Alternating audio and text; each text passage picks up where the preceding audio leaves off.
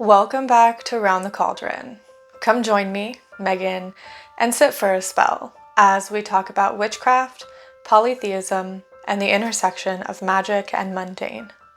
This week's podcast episode is so important that I decided to make it a podcast episode and a full-blown YouTube video with my face, because usually it's just the audio. But today, we're going to talk about mental health within witchcraft and paganism, and more specifically, I'm going to be answering your questions. I reached out on my social media platforms to ask you what your questions were about being a witch and having mental illness, or being a pagan and having mental illness, and sort of how it all works together or sometimes doesn't work together. So for those listening to the podcast, just the audio, it might sound a little different because it is a different setup. But for those on YouTube, it's just a podcast episode with my face is all it is. So it's going to be a talking head video, probably not very visually appealing. So just put it on and sit back and listen, or clean your house, or do whatever you need to do. Before we get started with the questions, I have to give several disclaimers. The first one is, obviously, I'm not a mental health professional. I'm not a doctor. I'm not qualified to give you any sort of professional or medical advice. So anything that sounds like advice in this episode is just me speaking from my own personal experience. I always advocate for working with a mental health professional whenever you have the access available. I know not everyone does. And magic and witchcraft should not be used as a sole replacement for therapy and professional help. The next disclaimer is that while I have the questions in front of me, I haven't really taken the time to formulate answers to them ahead of time. And I did that for a reason, because I like to speak off the cuff about these types of things. But with that being said, this episode might get heavy. There will be talks of depression, mental illness in general, maybe some suicidal ideation or discussions about suicide, self-harm, trauma. I don't intend on speaking too deeply about anything that might be too triggering. But just know, going into this one, if you need to stop, if you need to pause, or if you need to just skip this one entirely, that is a-okay. Take care of yourself first and foremost, and I'll be here when you get back. So, like my normal podcast episodes, I want to start off, because we are going into a new month, with the dates of the full moon and the new moon, and March actually has a holiday. So I wrote them down, and the new moon for March is coming up in a couple of days. If you're listening to this episode when it goes live, March 2nd is the day of the new moon. Then the full moon is on March 18th, and the spring equinox is going to be on March 20th, or roughly on March 20th. You know, it's an astronomical thing, so you want to make sure that you check the date and time to your location, because it might be different. For anyone that is more Wicca focused, I believe the spring equinox is Ostara. As always, too, I give a huge shout out and a thanks to my patrons over on Patreon who help make everything that I do possible. If you'd like to join me on Patreon, you can do so for as little as $1 a month and get patron exclusive perks and content. My Patreon is a sliding scale, so everyone gets exactly the same thing. It's just sort of a pay what you want or what you can, just because you want to help support me and the work that I do.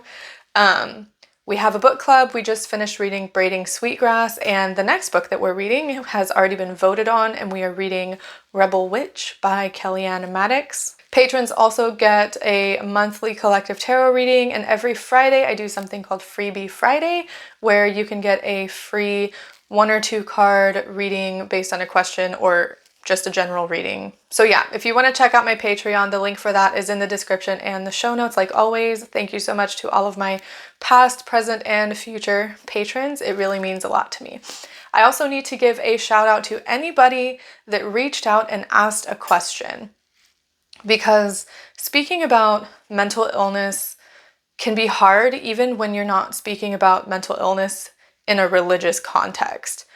And it can take courage to ask questions and to share your experience for the sake of commentary or input from others. So for everyone that asked a question, thank you. Okay, so I've got my list of questions, but I feel like it would be important to give some background and some context on where I'm coming from when I talk about mental illness, witchcraft, and polytheism, or religion in general. Because it's important. I am only coming to this from one perspective. And that perspective is someone with major depressive disorder, PTSD, generalized anxiety, and a history of trauma. I think it's important for people to understand that are listening to this episode that I cannot possibly encompass every single mental illness, and everyone's experiences are going to be different. So if I say something that doesn't apply to you, then just leave it for what it is. If I don't say something about bipolar disorder or schizophrenia or DID, then that is just because I don't have experience with that, and it would be disingenuous for me to talk about things that I don't know about. So if anyone has any sort of comments or things like that, I usually say this at the end, but I want to put it out there. For anyone that has experiences that they want to share, please feel free to leave a comment wherever you are watching or listening to this, or reach out to me, or make your own post about it. Because mental health is something that's very important to speak about in any context, not just a witchcraft or polytheistic context. So, yes. I have always been a depressed person. I grew up with depression. I grew up with trauma. I'm not going to talk about my traumas because, one, I don't want to trauma dump. Two, I don't feel like it's entirely relevant, but it is there. It is something that I struggle with and that I will continue to struggle with for the rest of my life. There have been times in my life where I have had massive breakdowns and meltdowns and locking myself in the bathroom and screaming and yelling and just crying and sobbing on the floor and, trying not to hyperventilate or having somebody have to hold on to me really tight to get me to calm down. I have also had fallow periods where I want to do nothing but lay in bed, where nothing is there, where I feel nothing, which is very strange. And if you've never experienced anything like that, it's really hard to describe because you quite literally feel nothing. Numbness, heavy. Yeah, it's very difficult to describe for me, at least right now anyway. I have been medicated. I have been not medicated. I am not currently medicated. I have gone to therapy. I am not currently in therapy. I have not found a therapist that I have really vibed with ever since I left California, basically. I love that therapist. She was great, and I miss her.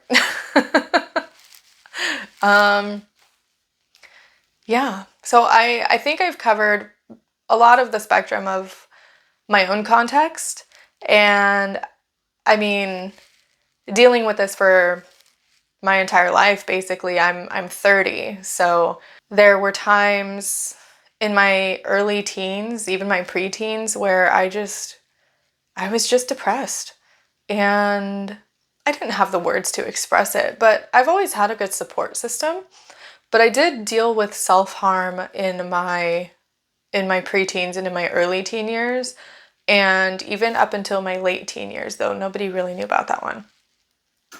It's been a long time, but it is something that I still have to watch out for. So, yeah. I don't know where I was going with that. But yeah, I have experience in my own personal life with a lot of this stuff. So that's kind of where I'm coming from. So on to the questions, because that's what I want the bulk of this episode to be about. So I've got a big old list here. Thank you again to everybody that asked me a question. I got a lot of similar questions. So what I tried to do was group them together, and I will answer them all at the same time. And all of these questions are anonymous because I don't want to call anybody out in a podcast episode that doesn't want to. So if you ask the question publicly, then people might know what your question is, but I'm not going to give names out in this episode because I don't feel right doing that. So the first question says, what do you want other pagans to understand about mental health and mental illness? I guess the first thing that comes to my mind is that you're not alone, and it's normal, and it has nothing to do with your spiritual path or your religious beliefs. Mental illness is already so stigmatized in wider society that we don't need to do any more to make that worse in our own communities or in our own lives. And it's really important for people to understand that magic in general, a witchcraft practice in general, can ebb and flow if that's what you need. And working around your own mental health is important in your practice. Otherwise, you're going to burn yourself out. You're going to feel disingenuous. You're going to feel like a fraud if you're trying to push yourself through things that you really are not in the mood to do or that you have no motivation to do.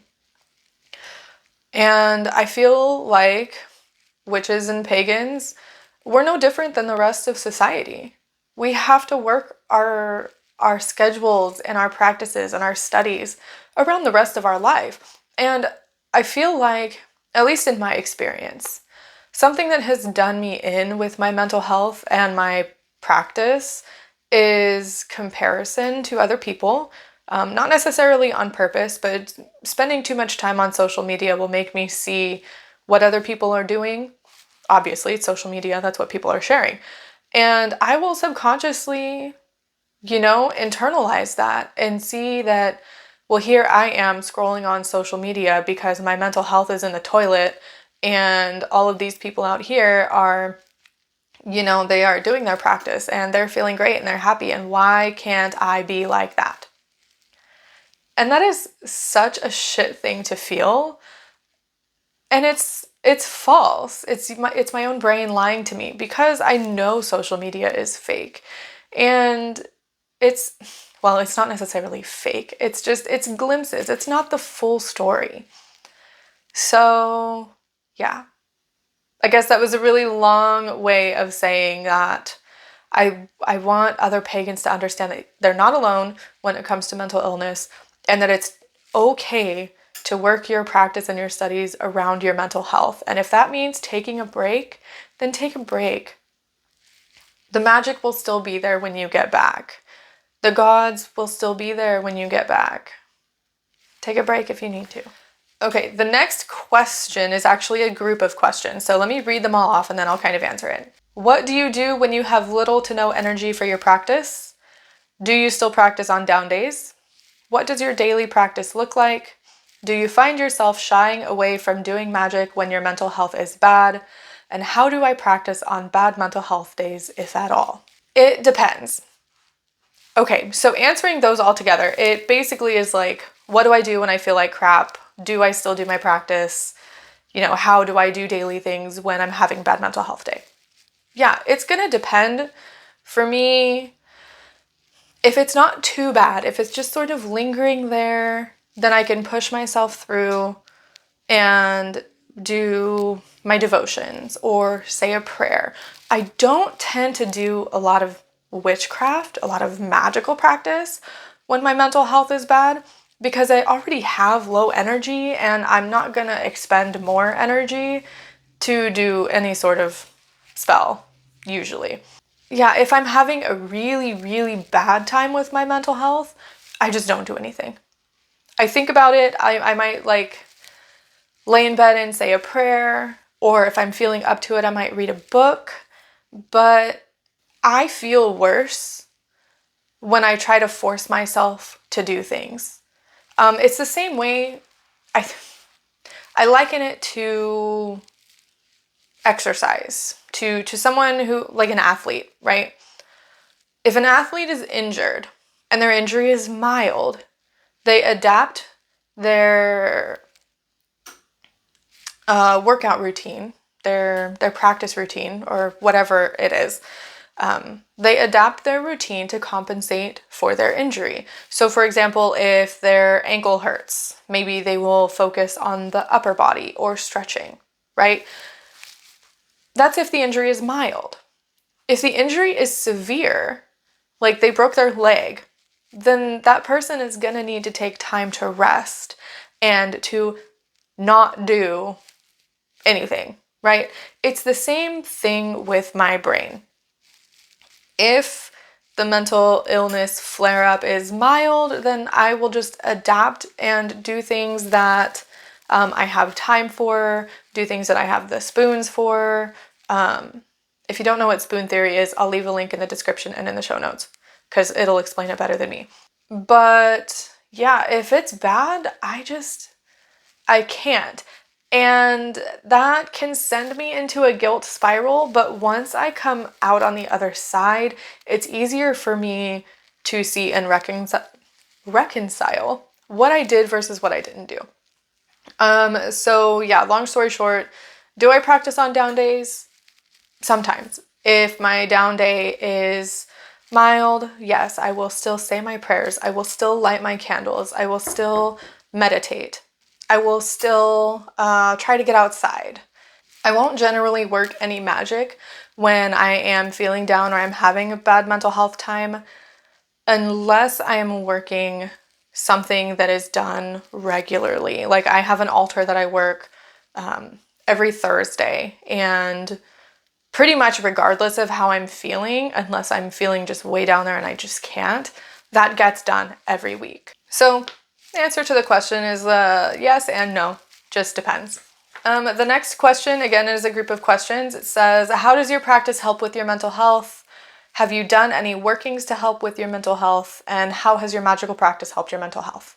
So basically, does my practice help my mental health? And have I done anything, probably magic-wise, to help my mental health? Yes. Okay. So the way that my practice helps my mental health, first of all, is it keeps me in a routine and it keeps me grounded in reality. Because with my PTSD and depression, I can get lost in the illusions of my intrusive thoughts. I can get lost in the deep sea of emotions that I end up feeling when I am depressed. My practice keeps me grounded.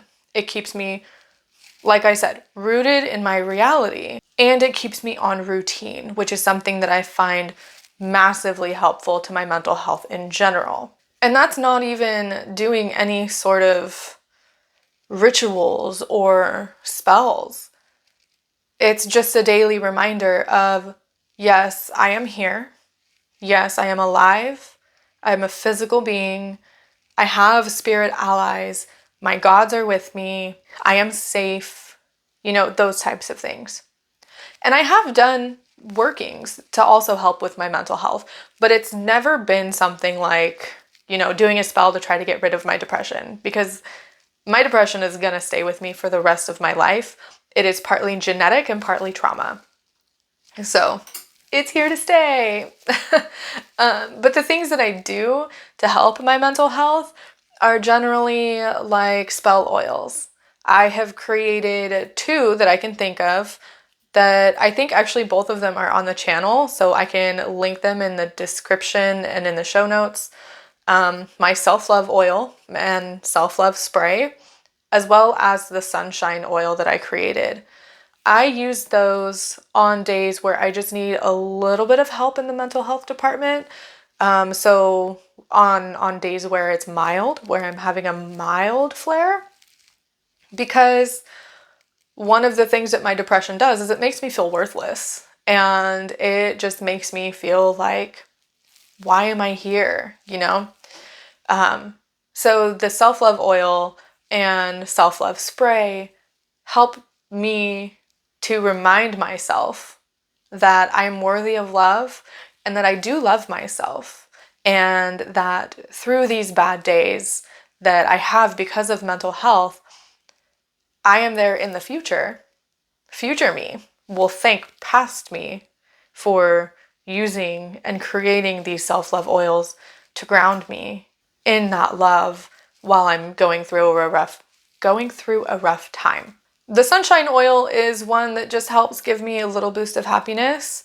Again, it's not one that I would ever use when I'm in a severe flare, because it's just, I might try it, but it's not going to pull me all the way out. It's just there as sort of a light at the end of the tunnel and as a reminder that there is sunshine, there is warmth, and it helps me pull that energy into my day and into my being whenever I'm going through it.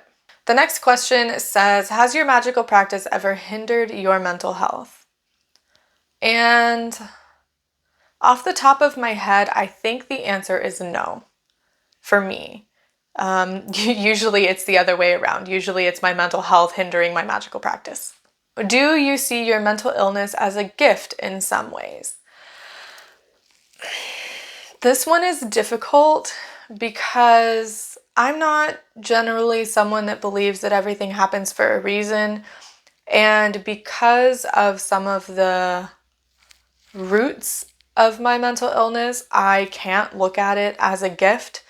But I think if it's taught me anything, it has taught me patience, it has taught me empathy, and it has taught me how to rest. So if those are gifts, then sure. But that question, I don't know. That question is difficult for me.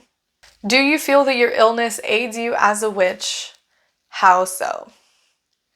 Okay, so maybe it does, but not in the ways that people might think. Like, I don't think that I am more in tune with the world around me. Usually it's quite the opposite. However, I have had to learn how to trust my intuition. I have had to learn how to trust myself because of intrusive thoughts, because of trauma. It's like I have a wall built up between myself and my subconscious and my intuition. And so I guess maybe having the mental illness that I do have has given me the pathway to learn how to trust myself, but I don't know if that would have happened if I didn't have mental illness. It's also given me more empathy for others, and I feel like that's helpful, just in general. I'm not really sure how else depression, anxiety, PTSD, trauma really helps me as a witch, besides, I guess, me having the ability to help others and the ability to help heal myself. It gives me I don't want to say power or ability again, because I keep saying it, but it helps me help other people maybe see that they're not alone. I mean, that's part of the reason why I'm doing this episode, but also see that it's not their fault. The next question says, what advice would you give to someone new or advanced on making their practice as it relates to mental health and illness? So I think I talked about that a little bit already, but you have to work around it. You have to give yourself grace, and you have to have patience and understanding that it takes time to build up a practice, even if you don't have mental health problems. Working with your mental illness is far more effective than working against it. So if you know, for example, you have seasonal affective disorder, if you know one season affects you more than another, you can easily work around that by giving yourself less things to do in that particular season. by adapting and changing when you need to. On the other side of that, it's also helpful to build a routine. I know a lot of neurodivergent people work really well with routines and some don't, but having a routine and having that muscle memory of things that you do every day or at least once a week can be very helpful to building your practice around your mental health. Don't try to force it. Don't try to don't try to force it, but, take it slow. Don't try to do everything at once because you're just going to overwhelm yourself. And this goes for new practitioners or people that aren't new anymore, who have been practicing for a while. We can still get overwhelmed with the things that we want to learn and the things that we want to do. But if we are having struggles with our mental health, piling more on top of us is not going to help. It's just going to weigh us down and make us overwhelmed. People don't seem to be too interested in the topic of mental health, maybe because it's too heavy or deep. Maybe they're not sure what to say. Do you have thoughts? I do have thoughts. My thoughts are that mental health is brushed under the rug, swept under the rug. No one talks about it because, it probably makes people uncomfortable. Someone who has never experienced depression in their life, someone who has never experienced a hallucination or an intrusive thought or suicidal ideation is not going to know what to say or what to do unless they're trained to do so. Talking about mental health makes people uncomfortable because it's outside of their comfort zone. If I go to someone who has never experienced anything like what I'm feeling and I say, hey, I'm feeling very depressed, I am having thoughts of suicide, I am having intrusive thoughts and I'm feeling worthless and, everybody would be better off without me. What do I expect them to say? They're sorry? How can they help? They're going to be taken aback. And we need to combat that, but we can't just combat that on a personal level in our own lives. It's an entire system that needs to be changed and adjusted. We didn't talk about mental health in school. It's not something we talked about. I think the only time we talked about it in school, in my experience, was when I was taking a psychology class in high school.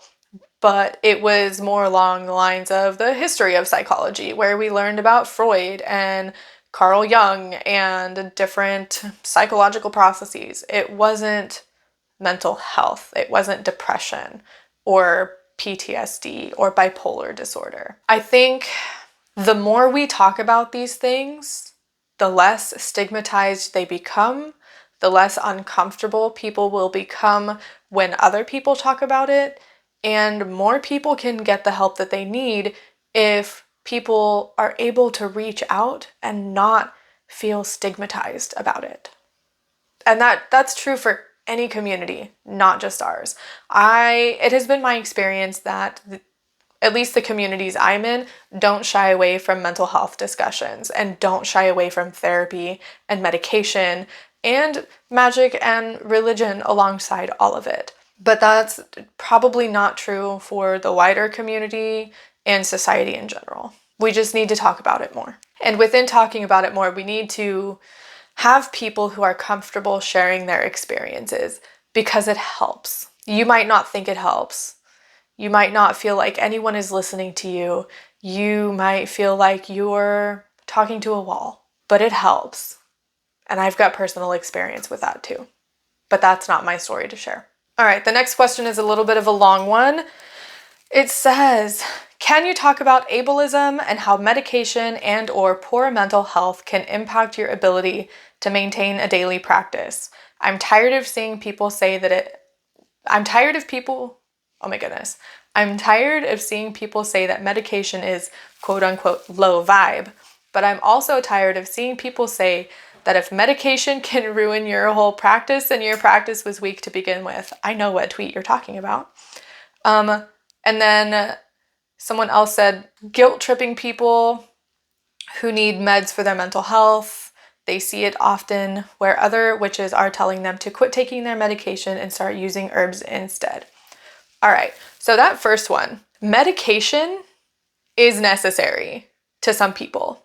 And it absolutely blows my mind how people who can say that they're so enlightened and they're so religious or spiritual can tell people to stop taking their life-saving medications. It's ridiculous, and it really, really pisses me off, because most of these people would not tell a type 1 diabetic to stop taking their insulin. A type 1 diabetic needs insulin to live. They literally will die without it. But here we are, such an enlightened community, such a community so in tune with the world around us and ourselves, having people tell other people to stop taking their medication that they need to live. I will not have it. Yes, some people can supplement with herbs. Some people can supplement with meditation and yoga and going for walks outside. But that's not possible for everyone, and that's not possible for every mental illness. Right now, I'm not medicated because of a variety of reasons. I haven't found a quality healthcare practitioner in my area for mental health, and I'm coping okay on my own, and I have a good support system to back me up. I have been medicated before. After I had my daughter, I had severe postpartum depression. I wanted nothing to do with my child. I didn't want to hold her. I didn't want to see her. I didn't want to hear her crying. I didn't even want to be in the same room as her. And that was devastating for someone like me who always wanted to be a mom. But I got the help I needed. I got the medication that I needed. And I felt better, and I no longer wanted to die. I no longer wanted to kill myself. And I no longer wanted nothing to do with my child that I gave birth to. That is life-saving medication. And telling people who need life-saving medication not to take it is dangerous. And the other part of what that's talking about is that people have said if taking a medication can completely throw off your daily practice, then your daily practice wasn't that strong to begin with. And I call bullshit. Because, for one, that sounds like someone who has never had to take something like an SSRI before. I forget what it fully stands for, serotonin reuptake inhibitor. It works in the brain, it affects the way serotonin is absorbed in the brain, and it's a type of antidepressant. These types of medications are not like Tylenol, where you just take one and you feel better. It can take months for an antidepressant to work, and it can take months to find the right dosage or even the right combination of different types of medications.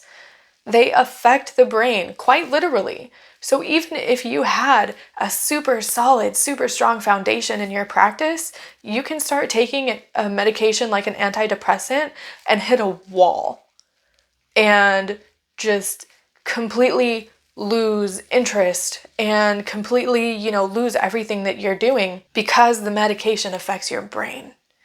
So screw anyone that says taking medication, it makes you not spiritual or not religious, or that your practice isn't good enough if taking a medication affects the way you have to do your practice. And for anyone who is telling people to stop taking medication and start using herbs instead, that's also dangerous. Because, for one, things like SSRIs cannot just be stopped. They have to be tapered, or it has long after effects, sometimes lifelong after effects of, physical symptoms. So when I first stopped taking the medication that I was given after I had my daughter, I was taking Zoloft, which is an antidepressant. I didn't listen to that. I was on a fairly high dose, and I basically said, screw it, and I just stopped taking it. And to this day, that was almost 10 years ago. To this day, I continue to have symptoms where sometimes it feels like electrical shocks going throughout my body. And this is attributed to not tapering SSRIs. Also, some herbs interact with other herbs and other medications. The easiest example would be something like St. John's wort or even grapefruit. If you are taking hormone-based medications like a birth control and you start taking St. John's wort, your St. John's wort that you're taking is going to make your birth control stop working because they contradict each other. There is what is called a contraindication. So telling people to stop taking their meds is dangerous. Telling people to supplement with herbs instead of medication is dangerous, and I will fight anybody who tells me otherwise. Okay, next question. That was a rough one. General tips to cope. What are some of your coping strategies, mundane and witchy? And how do you deal with your mental health when it is bad or dips? So I'm currently in one of these dips right now. And one of the ways that I cope is by taking things off my plate. If you follow me on Twitter, you might have seen last week, or when you hear this, it would have been the week before. I posted about sitting down to record a video. I had been excited to record it when I wrote it down in my little planner, but I sat down to record it, started recording it, and I absolutely hated it. And I hated doing it. I had zero motivation to even finish it or keep going, so I stopped. And I wasn't going to force myself to work through something that I didn't want to do because I had that option available to me. And I know not everybody has the option to remove stressful things from their life, so I understand that that comes from a place of privilege. I just didn't do it.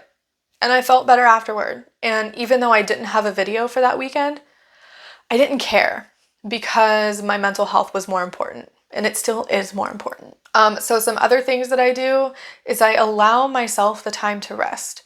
If I have to do nothing but sit in bed and watch TV or read a book, that's okay. I let myself do that to the extent that I can. Obviously, I'm still a mom. I still have work stuff that I have to take care of outside of my own content, and that gets more difficult.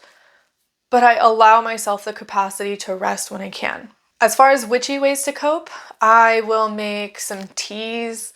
I have a really delicious kava stress relief tea that I like to drink. It's so good and it helps me to relax. And I also have a honey lavender tea that I make that also does the same thing. And so making these teas, I also call on those spirit allies that are within the herbs of those teas, and I infuse the drink with calming energy or peaceful energy or, you know, whatever else it is that I need at the time. My witchy coping methods for mental health are very low maintenance, low energy.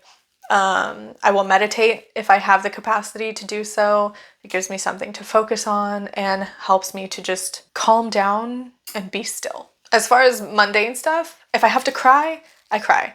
If I have to scream into a pillow to let out some pent-up energy, I scream into a pillow. If I could go outside and scream, I would, but I'm sure I would scare the shit out of my neighbors. I think I honestly don't do a lot to cope, and it's a really bad habit of mine that I just push myself through a lot of things and just do them. But I'm getting better at that. Okay, the next question. Ooh, I'm going to have an interesting answer for this question, I think. The question says, what do you think about mental illness considering hallucinations and fear and practicing witchcraft? Intuition can still be wrong, confirmation bias can be super strong, and we can never truly know, not even with being psychic, how things will really go. My approach to this situation, this type of situation, is one of, I don't even know if I have a word for it. How am I going to put this into words? Because I have it in my brain. It's there. Okay, so first, I need you to understand that my ability to come at this question from my perspective is because I don't experience things like hallucinations. I have intrusive thoughts, but I don't experience hallucinations, auditory, visual, or otherwise. I have had to learn, like I said, how to trust my intuition, how to know if things are a sign or if it's just something that happened. And my approach to this has been that if something happens and it feels like a sign, it's not harmful to anyone, and it's not harmful to myself, or it's not completely outrageous, then I will trust it as being what it is, a sign. Now, I know not everyone can do this. I feel like I'm struggling to explain this a little bit.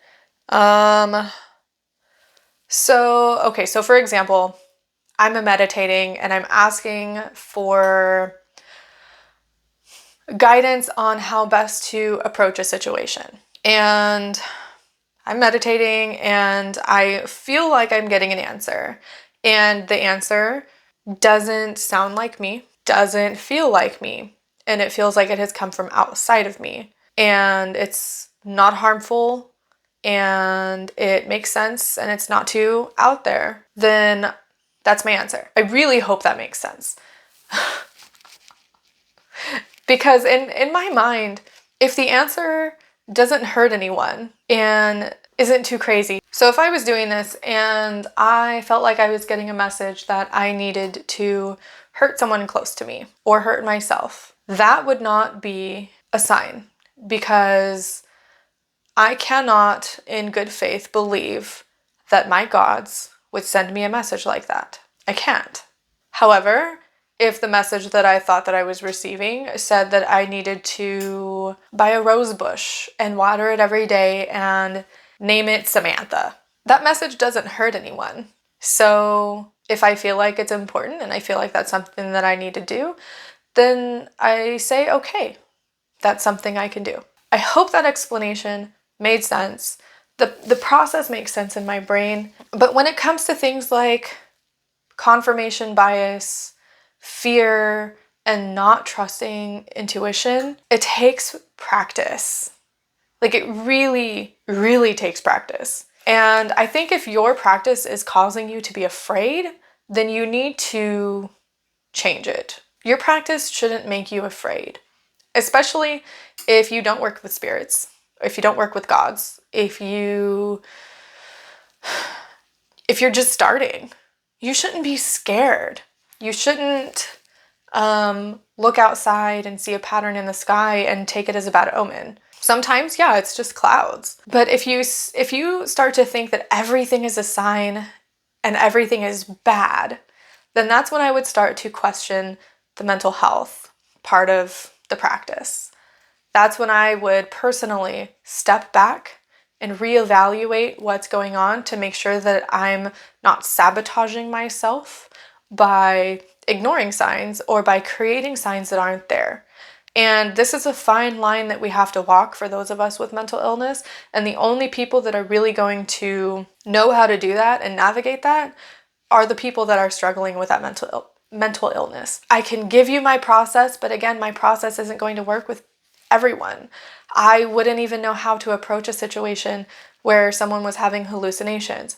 I have seen some people describe the difference between their intuition and messages versus hallucinations as one feels completely external, whereas the other feels more like a part of themselves. The example that I saw was that someone was having an auditory hallucination. I think they were hearing things, and it sounded completely different. It was a completely different voice. It was a completely different way of speech, and they knew that that was a hallucination because when they hear messages, air quotes, because it's different, it's internal, and it's like it's coming from yourself, but on a different level. It's very hard to explain, but to the original question, again, if things are making you afraid, you need to reevaluate why you're feeling that fear and work with yourself, and if you have it available to you, a mental health team, to not be afraid. Your practice shouldn't make you afraid. It just shouldn't. And confirmation bias is like a beast on its own that takes a lot of practice to see when it's happening versus when it's not. I feel like I could probably do an entire episode or video on confirmation bias itself, and I think other people have too. So I will leave that particular snippet of that question for another day. All right, we have a few questions left. We're almost done. Can you discuss the role of shadow work in witchcraft as it pertains to mental health? I would love to hear thoughts about when would shadow work not be a good idea. Shadow work has become a buzzword in the spiritual community and in the witchcraft community. If you're not familiar with what shadow work is, I did a whole video on the history of shadow work and how it can be used within witchcraft spheres. But shadow work is not generally something I recommend people with mental illness and a history of trauma to do without a mental health team. A therapist, a psychiatrist, a good support system, anything like that. Because the shadow is the parts of ourselves that our subconscious has shoved so far deep inside because they are deemed wrong, quote unquote, by society or from our life experiences. And an example of this could be, if when you were a kid, you always got in trouble for speaking up and speaking your mind about whatever, and you always got in trouble for it, and your parents told you that kids should be seen and not heard, and kids should speak when spoken to, and it eventually would become dangerous for you to speak out because the consequences would just get more severe every time. You can push that into your shadow subconsciously, where you don't speak up and you don't give your opinion even on really important things. And so working with your shadow and unrooting that particular thing can be a traumatic experience because it's tied to childhood trauma. I don't have experience doing shadow work outside of having a history of trauma. So I can't tell people that have never had a severely traumatic experience in their life what shadow work is going to be like for them. But within the witchcraft sphere, people see shadow work as introspection and journal prompts and meditation and mindfulness. And while that's well and good, it's not exactly shadow work. Shadow work is hard. Shadow work can be dangerous to people that have a history of trauma if it's not done within the context of therapy. I have done small parts of shadow work on my own. I have done a bit of journaling, done a bit of meditation and mindfulness, but I have large chunks of memory from my childhood that are missing. I just can't remember it. No matter how hard I try, I can think of one memory and nothing that happened in between and go to another one. I will not do shadow work without a therapist because I know the trauma that I have in my childhood, and I know the things that are in my shadow that need to come out they're not necessarily quote unquote bad qualities. They're things that were pushed into my subconscious because of trauma and just life experiences. Now, as far as spiritual shadow work is what I'm going to call it, we're talking about introspection outside of a traumatic history or setting.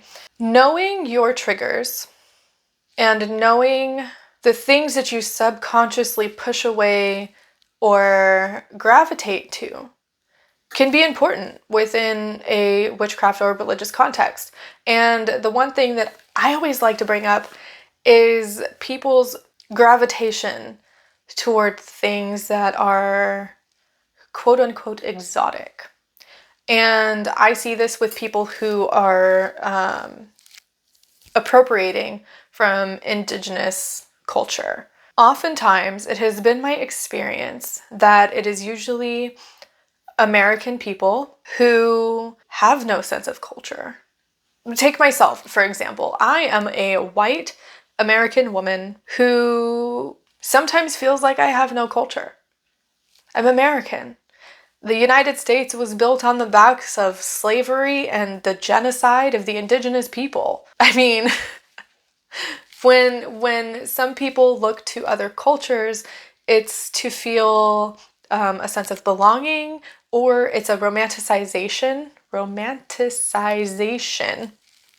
of that culture, the exotic feeling of that culture, and the sort of otherness and more spiritual side of the culture that they may not have had access to or didn't have while growing up. Looking inside myself at things like that, I can see that, yeah, I feel like I don't have a culture. I feel like I don't have a spiritual tie to any people because of the way that I grew up and my ethnicity. I have Irish heritage. I have Irish ancestry. But when it comes to things like that, DNA doesn't mean anything. It literally does not matter. Doesn't matter. Because I was born in the United States. My parents, my grandparents, their parents were born in the United States. My ancestors didn't come to the United States from Ireland recently. It was in like the 1700s, hundreds of years ago. I was not raised in an Irish American household. I can see looking back how some of those things may have trickled down into the way that I grew up, but I have no tie to that culture.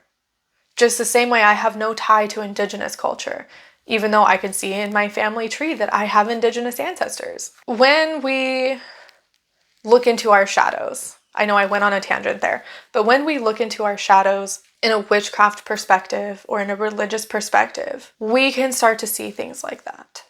And it's going to be different for everyone, but being mindful and having emotional awareness and physical awareness and spiritual awareness and just self-awareness in general is a good thing to have in witchcraft and religion. And I think that's how this spiritual shadow work can help a lot of people.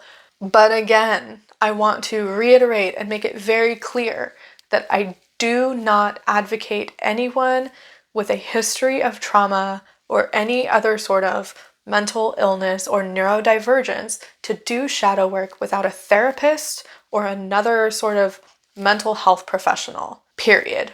Because it can be traumatic, it can be scary, it can send you into a mental health spiral, and that's like the opposite of what the point is.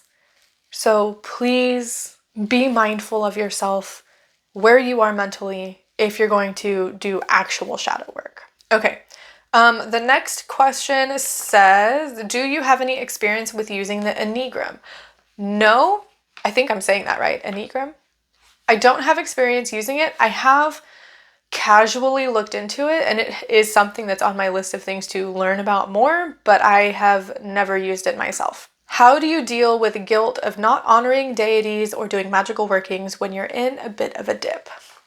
I put this question as separate from the ones that I answered toward the beginning of do I still practice when I'm in a mental health dip, because this question sucks. And not like the person that asked this question asked a wrong question. There's no wrong question. But this question sucks because of how true it is. And I've actually written a blog post along the lines of this question, because when I'm in such a bad place that I can't do my devotions, or I can't give offerings, or if I did, it would be disingenuous and I would just be going through the motions and not actively doing it. It's hard. And it's hard on me mentally because I know that those religious practices are very important to me. And they're something that I do regularly. And I do feel guilty when I can't do them. There have been times where days or weeks have gone by and I have been so bogged down with brain fog and mental health and depression that I forgot to light the candle on my altar, that I forgot to say the prayer, that I forgot to stand in front of my altar for a minute in stillness. And you do feel guilty, or at least I feel guilty. And it sends me into a spiral of like, okay, I was doing this before. I know I should continue to do it, but I can't. Oh no, I haven't done it. Are they still going to be there when I get back? Then I feel, guilty when I approach the gods or when I approach my altar with apologies, with like groveling and crying because I carry guilt over not being able to do it. The thing that I have found in my experience is that my gods are understanding. I have made it known that I don't want Bridget involved in my mental health and helping me overcome that, because I know that I have personal issues with commitment and staying with routines and doing things that I know that I should be doing because I get distracted, or my mental health gets in the way, or I just become too busy. So my thought process about having her sort of stay out of it is that I need to learn how to do it on my own. I need to learn how to not rely on the gods to pull me out of a darkness of depression. That is something I know I need to learn for myself. Every time it happens, and every time I forget to light the candles, every time I forget to do the devotions, yes, I feel guilty, but over the course of introspection, self-reflection, and self-awareness, I can see that it's getting less and less. I'm getting better at it. And that's something that has been massively important for me in my experience. And then looking back on it after I have come out of the fog of depression or whatever has been going on, I give myself the grace to be human and have a human experience. And I make apologies to whoever needs apologies, and I just try to do better next time. It's something that I have just had to come to realize, that I'm human, I'm gonna make mistakes, I'm not infallible. The gods know that. They're gods. I'm not. They know I'm human. And it's hard to get right with the guilt. But for me, the guilt propels me forward to do better in the future. I'm not sure how helpful of an answer that is, but that's my answer. The next question says, do you have any resources for people that are struggling? I do have resources for people that are struggling. I will leave all kinds of links in the description and in the show notes. The biggest resource that I can say to find is a community that can work with you and will understand. And if you don't have a support system, make one. Find a support system. Friends, family, a blog even, an anonymous blog, where you could just write out everything that you need to write out. I will leave links in the description to hotlines and charities and nonprofits and things like that that are helpful. And then the last question is one that I don't necessarily have an answer for, but someone else does. And I got their permission to give the answer in a podcast. The question says, how would you go about telling your therapist that you're a pagan or a witch? Now, I want to give my experience first because it's kind of relevant, maybe. And then I will give the other answer because the other answer is important. In my experience, I've never told a therapist that I was a witch or that I am pagan.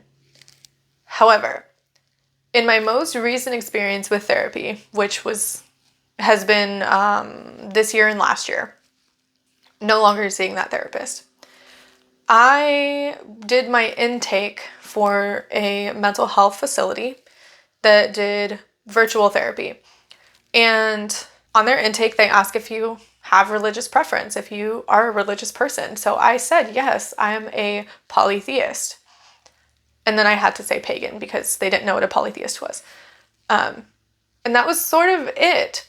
And this intake exam questionnaire was supposed to help them pair me with someone who I would match with. They decided that they were going to pair me with someone who is all about the law of attraction and positive affirmations, and your thoughts attract what you have, which is not what I needed.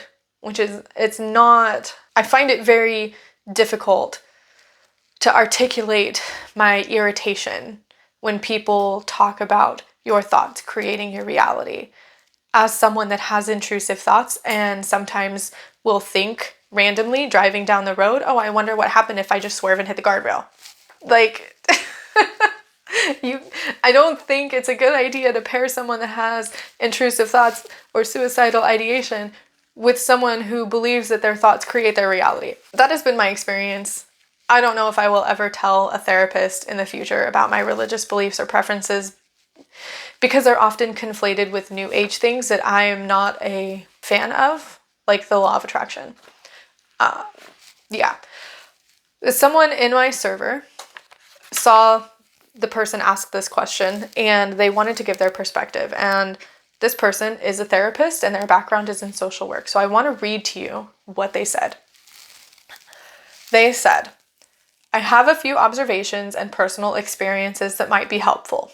First, people who become therapists in general tend to hold pretty strong values of respect for others and non-judgment.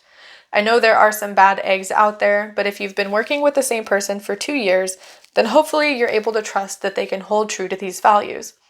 An important part of my training, the person speaking, included a lot of self-reflection, and it was drilled into us that we needed to be able to keep our own beliefs and values in check when we inevitably found ourselves working with people whose values and beliefs were different from our own. It's really about respecting the person as a whole and treating them as such. As for the rest of the group members, speaking of group therapy, I'm hoping that the facilitator discussed some group guidelines with everyone at some point and that there was some discussion about respecting others even if you don't agree on everything. The facilitator should be able to manage the discussion accordingly if you do choose to disclose that you're a witch. I would suggest speaking with your therapist or the facilitator first, and hopefully they can put you more at ease about sharing that side of yourself if you decide to do so, and offer their support in the group. So what I get from that answer, and thank you for giving me permission to share that answer, is that you should be able, in theory, to tell your mental health professional about your religious beliefs. In theory, you should be able to trust them enough to do so. Whether you do is going to be up to you and your personal comfort and level of trust in the person that you're speaking with. So that is a decision that you would have to make based on your own comfort and who you're talking to. Okay. That is the extent of the questions. I have been talking for over an hour at this point. Thank you again so much to everyone that sent me questions and asked me questions. Thank you for taking the time to listen to this episode if you listened to the whole thing or even parts of it. Thank you for allowing me to share my experiences with you. And if you leave comments, thank you for leaving comments. I don't have a tarot card for this month because I want you to focus on yourself. If you are struggling with mental health, if you are struggling with your mental illness, I want you to find one thing that brings you joy, or at least some level of comfort. I know sometimes, depending on how deep in a hole you are, joy can feel like you're clawing at dirt trying to get out. Find something that brings you a level of comfort and do that one thing. Find time to rest and allow yourself the space to do it, even if it's only for 2 seconds while you're sitting on the toilet. Find that time and take care of yourself. And let others take care of you if you have to. I know this episode even got heavy for me there for a while. So, yes, I'm going to end it here. Thank you so much for listening or watching if you're watching the video. Be kind to yourself, be kind to other people, and don't be afraid to share your story. And I will see you next time, and I will talk to you next time. So, bye for now.